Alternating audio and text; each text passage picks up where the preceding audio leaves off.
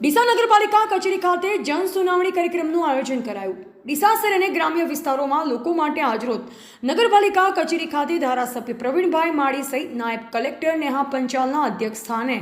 જન સુનાવણી કાર્યક્રમનું આયોજન કરવામાં આવ્યું હતું, જેમાં વહીવટીતંત્રના તમામ અધિકારીઓ અને કર્મચારીઓ ઉપસ્થિત રહ્યા। જ્યારે જન સુનાવણી કાર્યક્રમમાં ડીસા નગરપાલિકા દરેક વોર્ડમાંથી ચૂંટાયેલા સભ્યો અને ગ્રામ પંચાયતના સભ્ય સહિત જિલ્લા અને તાલુકા પંચાયતના ડેલિગેટો ઉપસ્થિત રહી પોતાના વિસ્તારની સમસ્યાને દૂર કરવા માટે વહીવટીતંત્રના અધિકારીઓ સાથે કાર્યક્રમનું આયોજન કર્યું। આજ રોજ ડીસા તાલુકાનો એક નવતર પ્રયોગ જન સુનાવણી એટલે જે પ્રજાના જનસેવકો છે, જે લોકોની સમસ્યા એમની જોડે આવતી હોય છે, એવા લોકોને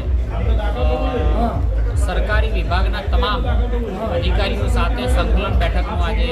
જન સુનાવણી રાખેલી હતી કે પ્રજાના જે પ્રશ્નો છે એ રજૂ કરે અને એનું સમાધાન સામસામે બેસી થાય, એનું પ્રોસિડિંગ થાય અને જે પોલિસીને લગતા હોય તો પોલિસીમાં જાય, જે આયોજનને લગતા હોય આયોજનમાં જાય, જે ત્વરિત નિકાલ કરવા જેવો ત્વરિત નિકાલ થાય એ પ્રકારનું આયોજન આજે ડીસા તાલુકા દ્વારા મારા અધ્યક્ષ સ્થાને અને ખાસ એસડીએમ ડીસાના પ્રેરક ઉપસ્થિતિમાં થયો છે। તાલુકા પંચાયત, જિલ્લા પંચાયત ડેલિગેટશ્રીઓ, નગરપાલિકાના સદસ્યો, તેની સાથે સંગઠનના પદાધિકારીઓ, સહકારના આગેવાનો સાથે આજે બેઠક યોજાઈ અને આ એક નવતર પ્રયોગ ખૂબ સફળ રહ્યો છે। જન સુનાવણીના માધ્યમ દ્વારા અમે પ્રજાની સેવા કરવા માટે સૌ તત્પર છીએ।